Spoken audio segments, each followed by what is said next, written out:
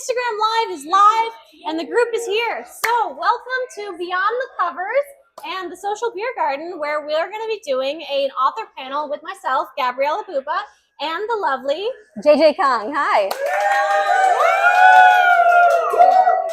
I think I'd like to just start with a quick intro and our pitch of our books, because some folks in the room may not know us. So why don't you get started with that? Absolutely. So like I said, my name is Kang. I'm the author of Lost in the Light. So I tell people it's a sci-fi for the fantasy reader. I jokingly say I've always been a fan of the stars, space, but I've always been a fantasy girly. So I just took that fantasy story and I shoved it into the stars. It's about a morally gray woman who accidentally saves a child from being ritualistically sacrificed by a cult.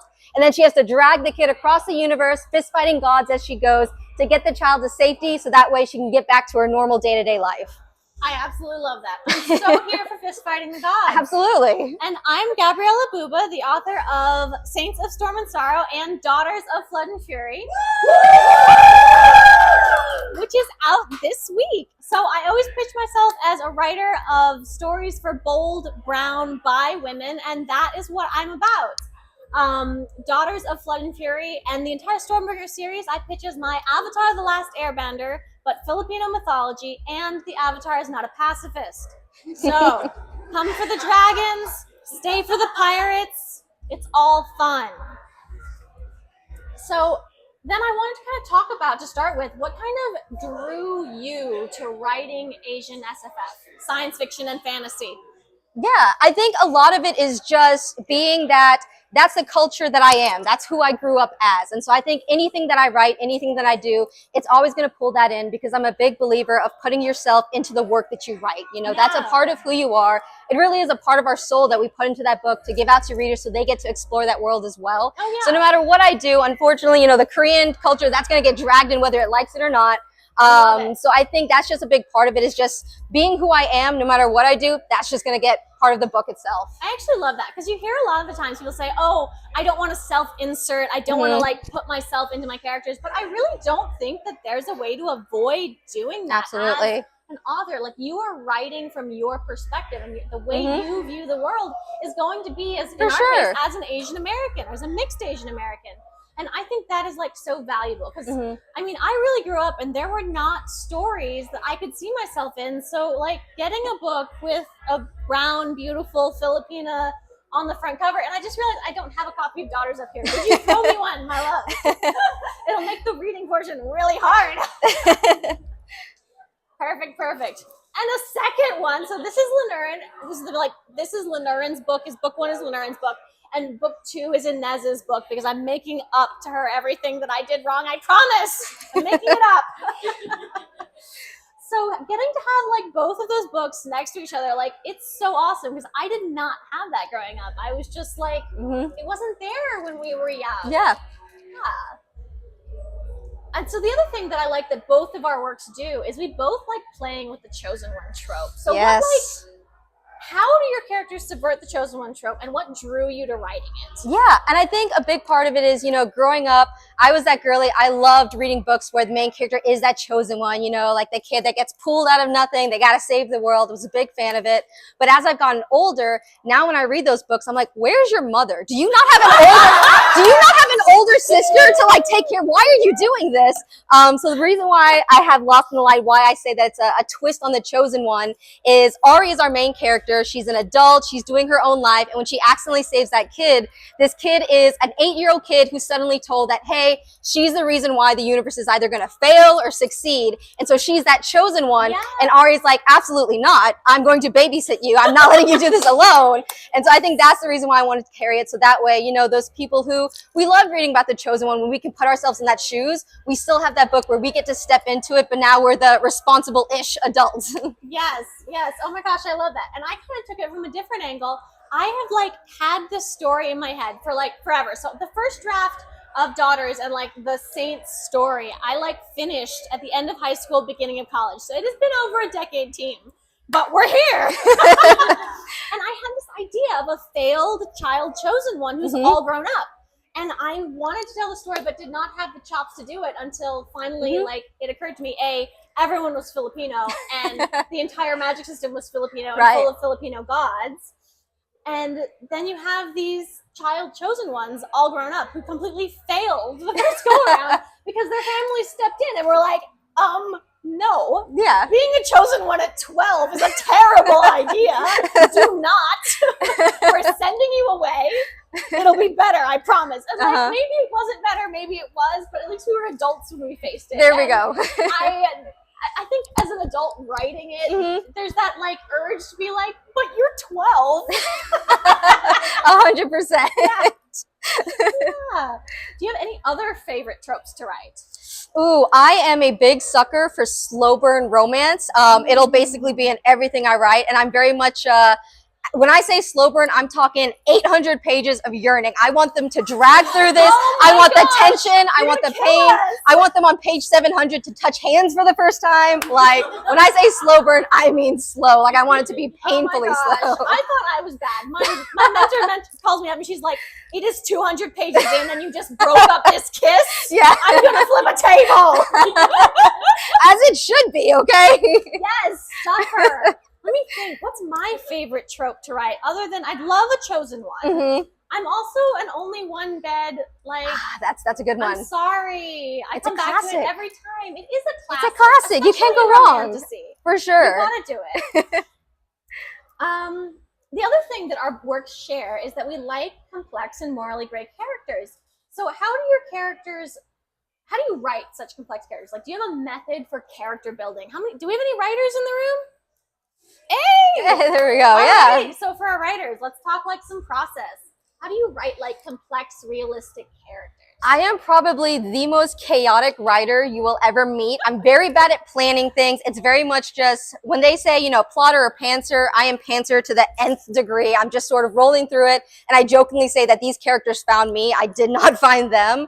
But it's always so important to me to have these complex characters because us as humans, we're complex people. We're emotionally elaborate. There's a lot going on as us. It's not just black and white. So it was so important to me in Lost in the Light and the rest of the series that these characters are ones that are facing choices that we would face, you know, day to day. And it's not something where it's like, hey, they're the good guy, they're the bad guy. I want the bad guy, when you read it, to be kind of like, well, they have a solid point though. Like, I see what they're doing there, versus the good guy. You're like, oh, I get that you did that for the greater good, but let me hold your hand and tell you that this was not very good.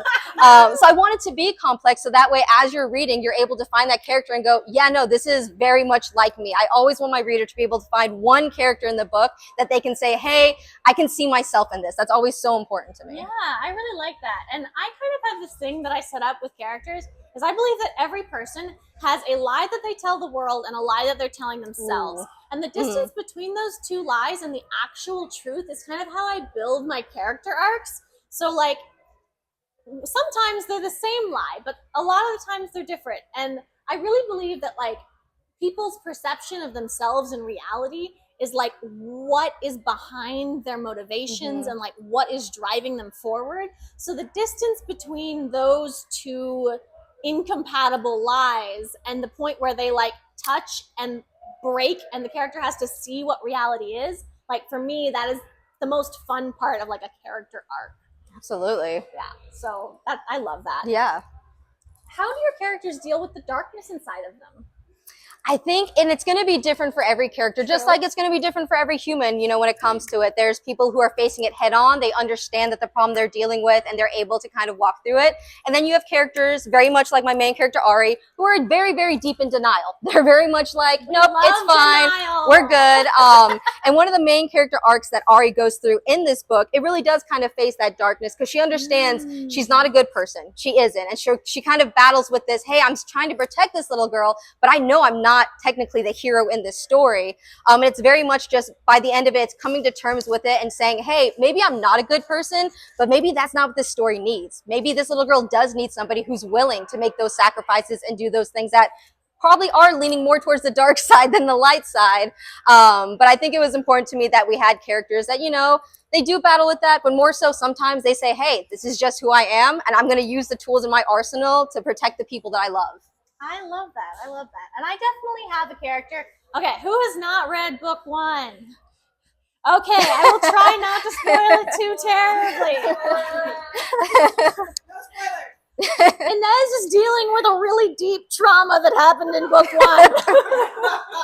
And so this book is really about her like facing that darkness deep inside and what happened to her and how it messed her up. Like, actually, let me read the dedication because I'm not going to be able to on the spot come up with something better than this. So all the ones who survived but healed wrong, they broke our halos so we grew teeth. And really that's what this book is about. It's about her facing the darkness that she went through, and also like the way that maybe she didn't heal right. She didn't heal pretty. She doesn't want to help people with what happened to her. Maybe she wants other people to hurt. And I said, hell yeah. What if we feed more people to crocodiles? Maybe it wasn't a complex look at morality, but it's really fun, okay? They're pirates. They're not good people.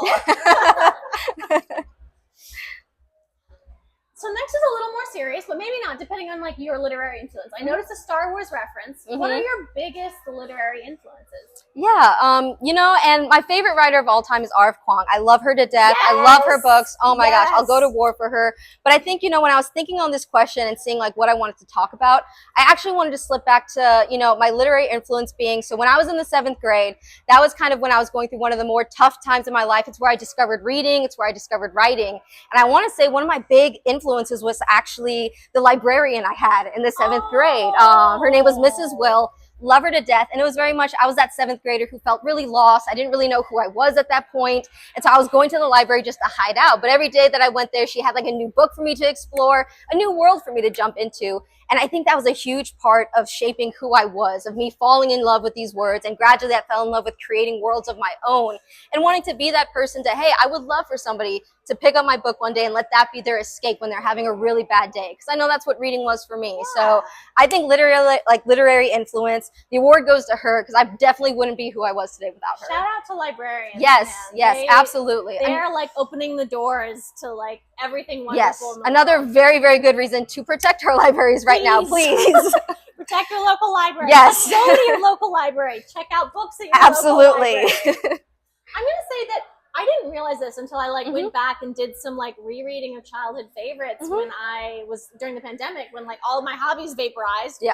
But my work is very influenced by Tamora Pierce. Who read Tamora? Yeah. She was like the girls fantasy writer from the 80s. She wrote Song of the Lioness, Wild Magic. No one else. Go find her. Yes. Woo! The Page. She's so good. And I didn't realize how much her, like, not her story works, but the way she constructs a world and writes a sentence. I, like, spent my entire childhood inhaling every book she ever wrote, and you can see it in the way I write. And I'm okay with it. She's a legend. She is still writing. And one day I hope to, like, actually be able to meet her and get her to sign my giant stack of her books. There you go. So I think that's one of my biggest literary influences. For sure. I also love R.F. Kuang though. Like, gosh, yes. I'd already written my books by the time she was writing. Yeah. But like, we definitely pitched Saints as a Filipino poppy war. There we go. Angry, vengeful gods. Say less. And a historical retelling that's just slightly left of reality. I was like, yes, that's what I want. Okay, another fun trope one that we both use, found family. So you've talked a little bit about how you've got this big sister vibe. What's your favorite challenge about writing found family? Yeah, I think my favorite challenge of it is finding these people, because a lot of times my favorite versions of found family are taking groups of people where by no means, if you look at them on paper, should they go well together. They're very, very different people from very, very different backgrounds, but something about the time that they meet, the setting that they meet, it just brings them together. It connects them in some way. And I love being able to weave that story of seeing, you know, from the beginning of how they met, you know, how they connect. You get to not only see them become this found family, but as a reader, almost become a part of the found family yourself, because you're right there with them as they bond through these technically traumas, but you get to kind of see how they grow together as a family, find yourself in them as well. And I just, I could speak all day about how much I love found family. I'm such a sucker for it. Right, and I'm such a sucker for sparkling trauma. It's fun. What is more fun and engaging than trauma?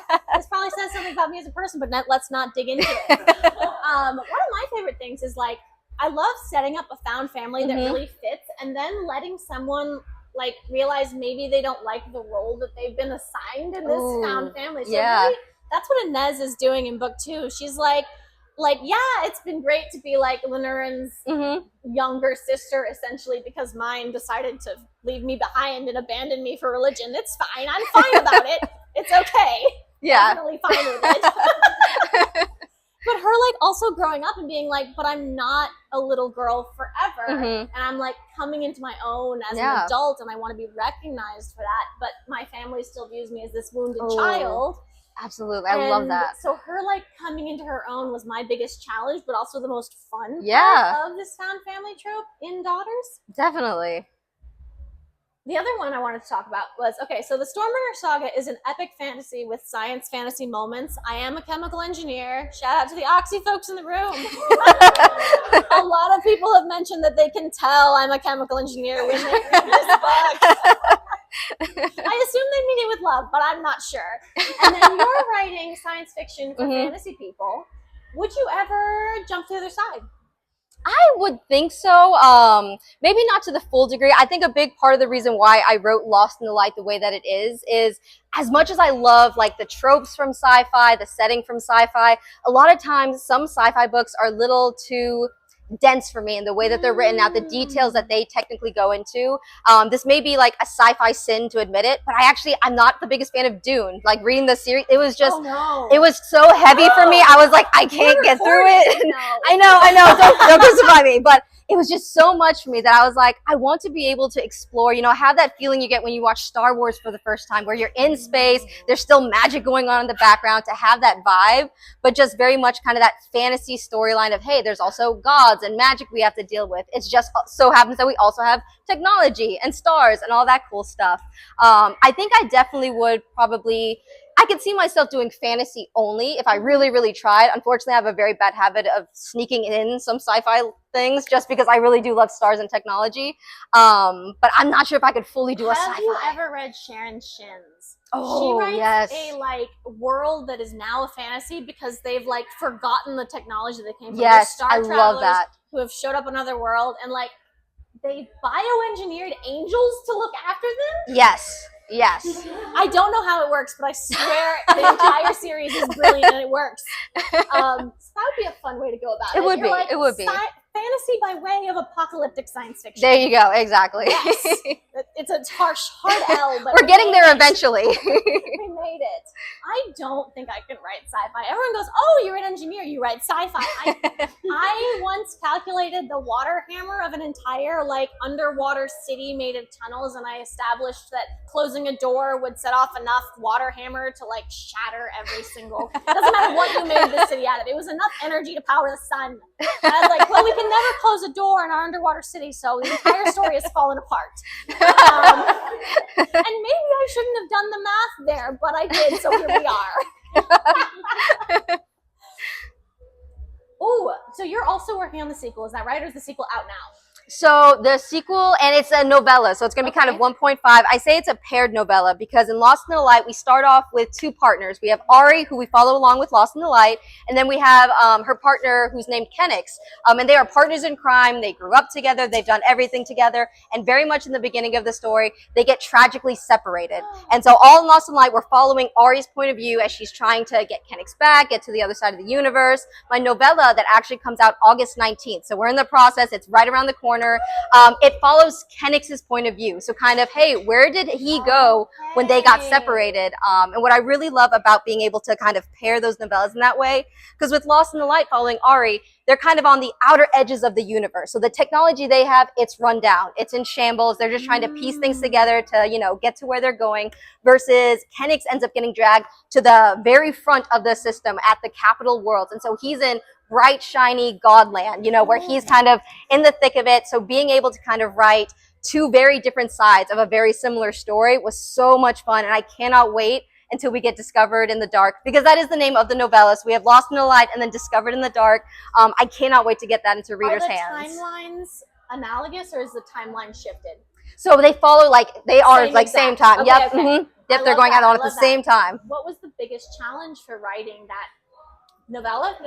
Probably trying to keep them at the same time and keeping track of time, because I'm very bad at that. I know the general picture, but then as I was writing Discovered in the Dark, I was like, what freaking day is it now? Like, I know the general gist of when he should be doing these things, but when I was trying to like write down the dates, I was like, oh good Lord, I really painted myself into a corner here. So I think that was a big struggle right then and there. And then I'm also bad at little details. I should keep better track of like the little itty bitty details. And so a lot of times I found myself as I was writing Discovered in the Dark, like flipping through Lost in the Light, like what did I like make that color? Like, oh my God. So it's just the little things, and I'm too type A to let it slip. Oh yeah, no, you can't. Actually, there is like one continuity detail that we messed up between Daughters and Saints, and it's driving me insane, and I won't tell you what it is because but yeah, so the biggest challenge for me for writing a sequel was really just like starting. So I'm traditionally published, and the big thing they always tell you is do not write a sequel. Don't start book 2 until book 1 is sold, because you don't know if book 1 is going to sell. And if book 1 doesn't sell, then what are you going to do with book 2? It's useless. Right. You can't do anything with it. And so I think my brain was just stuck in this year for like 9 months where I was like, well, you can't work on a sequel. But I'd sold the sequel, and the sequel was due in April, and it's like September, and I'm like, crud. I have 10,000 words in 6 months.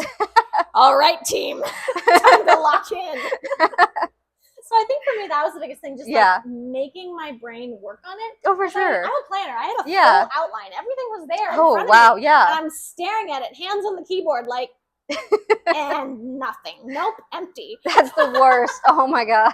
Honestly, it was so bad. I told myself, standalones forever. That was it. All right, from the crowd, start thinking about questions. We're going to transition to like crowd questions pretty soon here. One last question.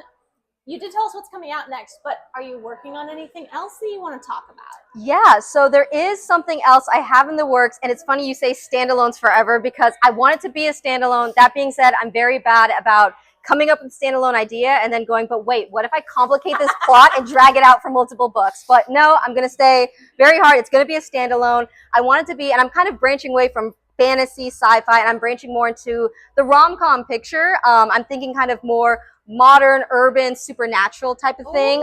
Very magic coffee shop, meet cute type. But I want it to be very K-drama vibes.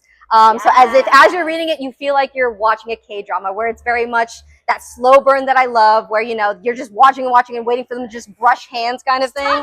So that's kind of what I really want to write. And when K-pop Demon Hunters came out, that very much encouraged me further. I was like, I need to write my K-drama book. I just have to. Yes. So that is absolutely in the works. If you haven't watched K-pop Demon Hunters, do it. 10/10 would recommend. Oh, it's amazing. I will sing with you later. We're Filipinos. We can karaoke this. I have a lot of things that I'm working on, and a lot of things I can't talk about in great detail, but I've got a Filipino gothic witch story based on my grandmother's love story of seducing the youngest son of the richest family in town. Love it. She would approve of where the story goes, I think. She had a dark sense of humor. And then what else am I working on? And then I'm actually going to work on my first true historical fantasy. It's going to be set during the Japanese occupation of Manila, because I like easy topics and really light periods of history. You know me. So I have been like to the Library of Congress. I have been doing so much research. I have requested every single civilian account of World War II out of the Philippines that like the Congress has. Yeah. And I'm reading through all of it, and I've got to start editing soon. I think I'm stuck in this, like, if I research enough, I'll do it right. But at some point, I've got a pen to paper. Yep. So that is the most exciting thing that I can talk about next. That'll be my first novella, actually. Okay, nice. I don't know if I'm ready. So these 2 books are 480 pages long. A novella needs to be, like, yay long. Oh, yeah, it was tough. It was real tough. I'm afraid. Yeah, no. Because again, this was also like 460. And when I was like writing the novella, I was like, so I can't go all the way to 158K. Got to trim that down a little bit. Just a little. Just to like. And technically speaking, if you were to Google novella length, I do not meet that requirement, but I'm only like 10K over. It's still like a thin book, so I'm like, it's okay. It's okay. Give me a little room here. A little smaller. Exactly. It's fine. It's fine. We're going to ignore that fact. You get more for free. I love that. So where can folks find out more about you and your writing? Like social media handles, websites, lots to the crowd. Absolutely. So I'm very big on Instagram right now. That's probably where I'm spending the most time, just because it's the easiest social media thing to kind of find. I'm at author JJ Kang. I'm also on TikTok, and then you could also find me on my website, which is jjkang.com. And on my website, it has all the information about this series. It's a shop where you can also buy my book from that location. And I tell people, you know, if you get it off my website, I get to do fun things like give you goodies and all the fun stuff versus if you can buy it from Amazon, but they're just going to send you the book, and it's a lot less fun. So that's usually the main places that you can find me. I love that. And I agree. I finally set up a direct order portal. Oh, nice. So you can directly order edge-painted books from me. Yes. So if those books in the corner that are all fancy look fancy to you, we can work that out. Oh, I love that. So that's for me, like where you can find me. I'm legal name everywhere. Gabriella Buba. I may regret this one day, but not today. I'm on Instagram, TikTok, Blue Sky, Twitter still, Facebook. You name the social media site, I am there. There you go. I'm tired, guys. Also my website, GabriellaBuba.com. One upside of a very unique legal name. No one's taken it. So with that, I'd like to open to questions from the group. Have we got any fun ones? I got one. Okay, so y'all mentioned both liking chosen one stories. So when it comes to writing children who are not the main characters, they don't have to have their grown-up removed, how do you go about writing a child who still feels like a child, even if they have grown-up responsibilities? Ooh, that's a good one. I write adult fantasy. I try to avoid writing children. Oh, okay. How do you write your child characters to still feel like children? That's a great question. It really is a good question. I think my child characters, I don't write like true children. I think the youngest I go is a teen. Okay. And my teens are just like really anxious and a little self-absorbed. Because that's what it is. You're a teen. You only care about yourself and like the things that immediately affect you. And I respect that. The frontal cortex is not all there. And I love that it leads to like hilariously, fantastically bad decisions. So I think I use my teens to do the thing that my adults wouldn't do to kick off the plot. Yeah. But I really think I only have like maybe one chapter in Saints where we're in the point of view of a teen, and I think Inez turns 18 like mid-book. Yeah. How about you? Yeah, I would say so. The child in Lost in the Light, her name is Reagan, and like I said, she's 8 years old, so she really is just that kid age. And I think I got lucky to some degree. So I've worked with a lot of kids just through my career and everything, so I'm kind of used to working with all those age groups. But the fun thing with Reagan is we kind of get to see her almost go backwards. When you first meet Reagan, she was raised in this cult. And so she's almost like this small little adult where she's quiet, she's meek. She was told you're supposed to be seen, not heard. So she's very much not really acting like a kid. She's just trying to be as strict and quiet as she can.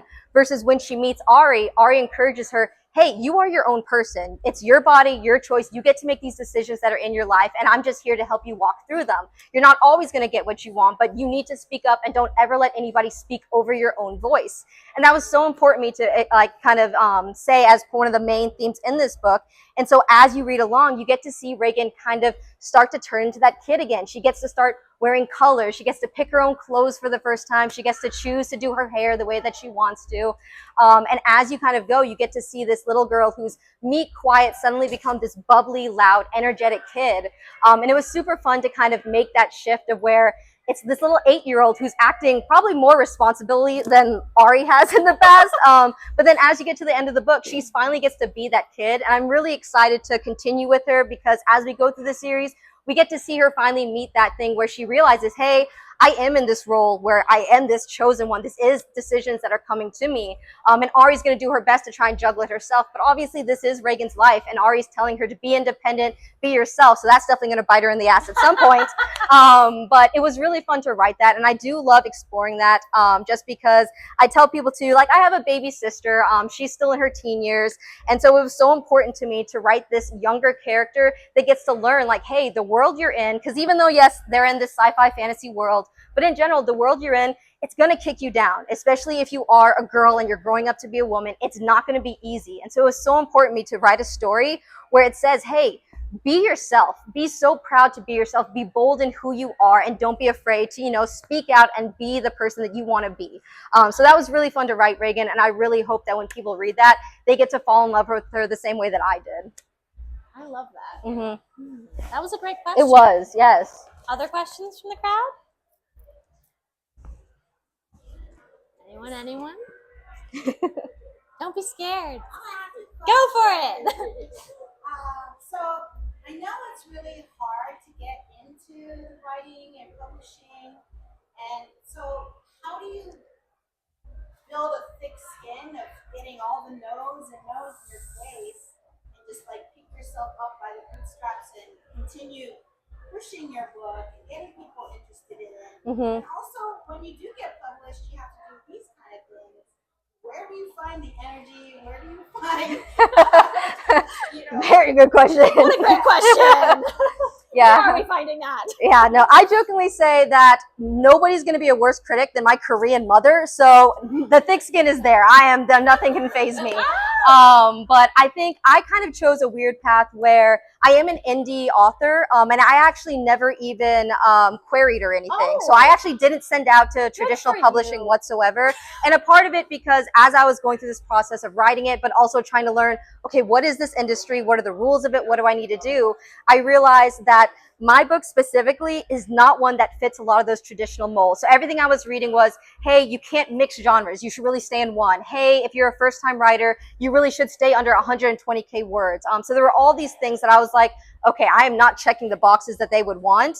And for the longest time when I first wrote Lost in the Light, it actually started as a very different story because I had this story in mind, but I got into the mindset where I was trying to write something that a traditional publisher would like. So I was changing things to try and fit this mold. And I actually got like 75% through the book. And I hit this wall where I went, this isn't the story I want to tell anymore. Like, yes, technically it's something I could probably sell, but it's not the characters I loved. It's not the setting that I loved. And I'm compromising what my idea was in the first place. So I actually scrapped the entire thing and I started over and I said, hey, I'm writing true to the story that I want to tell. And then as I started to do that, I really researched more into like the indie genre, like, you know, kind of what are they doing? What are we capable of?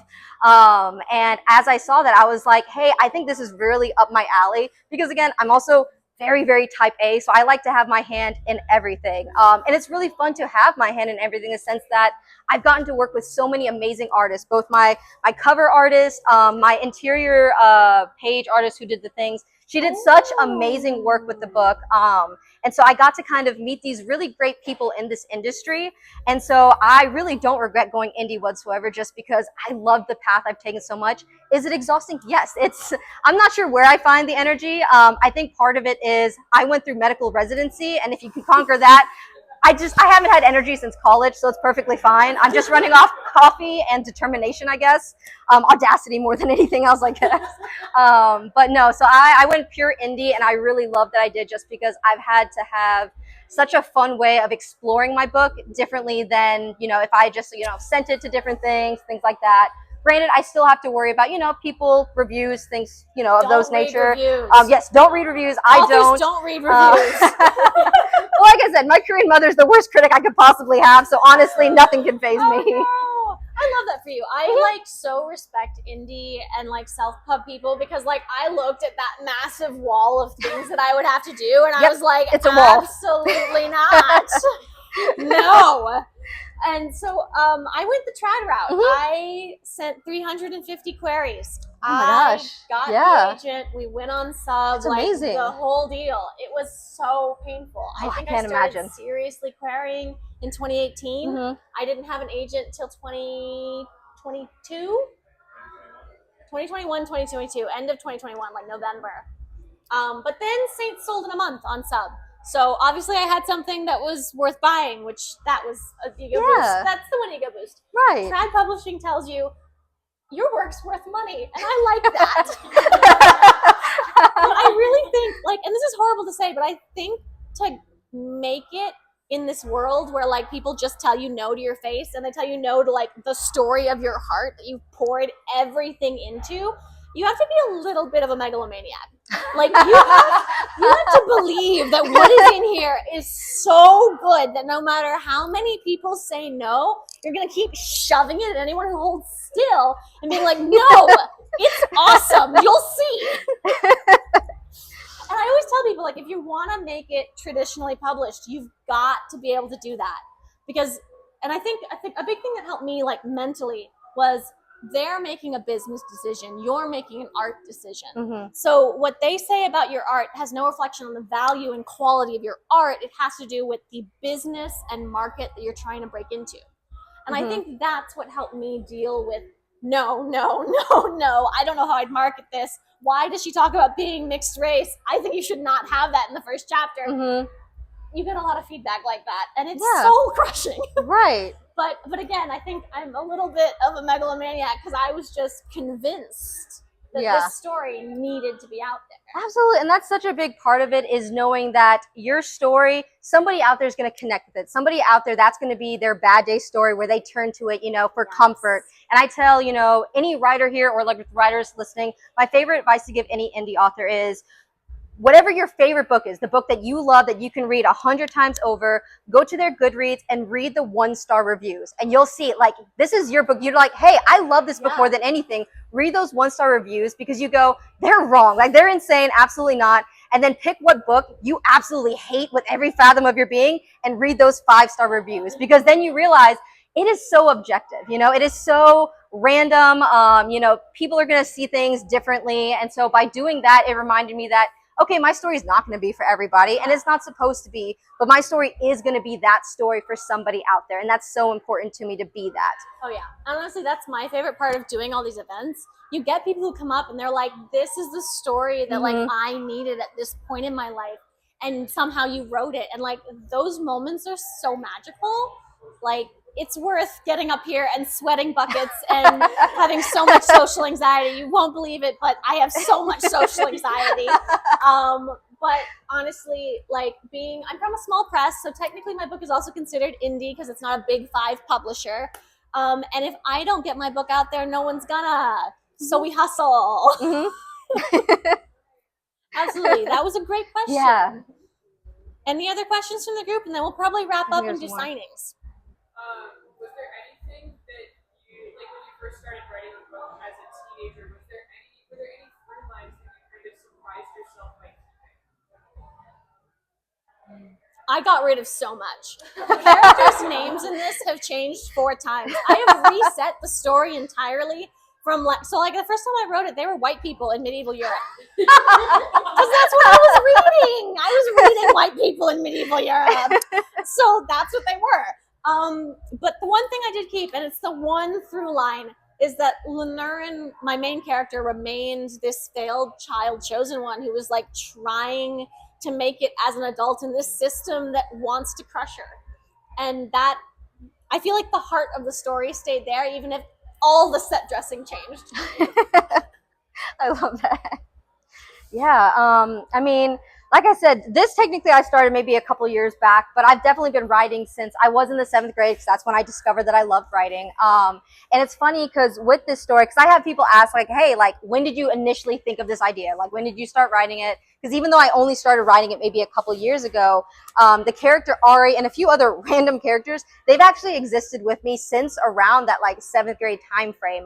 Like, they kind of existed in the back of my head, and they've grown up with me, which I think is really cool, because as I've grown up and as I've learned new lessons, these characters are also learning very similar lessons. Them up? Oh, I guess you weren't rewriting for as long as I was. I was aging my characters with me for the 10 years. So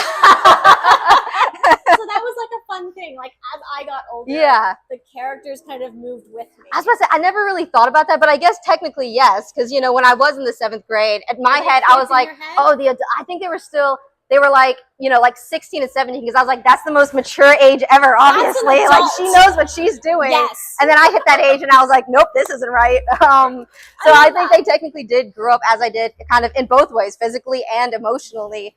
And so it's really cool that Ari's kind of been with me in the beginning. And that's another reason why this story is so important to me, because she's so important to me. And I love that people get to read about her, and I have people tell me like, hey, I love Ari. Like, I really vibe with her. And I love that so much, because that's what I wanted her to be, that person that is so flawed, so broken, but you still get to see her and say, hey, you know, Ari gets up even when she's, you know, beaten down, she's bruised, she's losing the fight. My running joke with Ari is she is not the greatest fighter, but she's the fighter who's going to get up every single time. That is her thing. She is never going to let the world beat her down. She's never going to let her enemy beat her down. She may be bleeding and broken, but she is still getting up to be a part of that fight. And I think that's such a good story and thing to hold on to, because this world's going to beat us down. And it's really tough to stand back up when you have fallen. But that's such an important thing to say, hey, I am going to get up again. I am going to try again. Absolutely. I love that. Mm-hmm. Also a great question. Yeah. Alrighty, I want to make sure that like folks don't have to bail out before we can sign for folks. So any last questions before we transition to signing, and then we'll just hang and chit chat and drink. So yes, thanks so much for coming out and hanging, guys. This was so fun. And wait, quick question. Were there any online questions? No? Perfect. We're good. I always feel bad when I close the live and they're like, wait, I had questions. And I'm like, I forgot about you.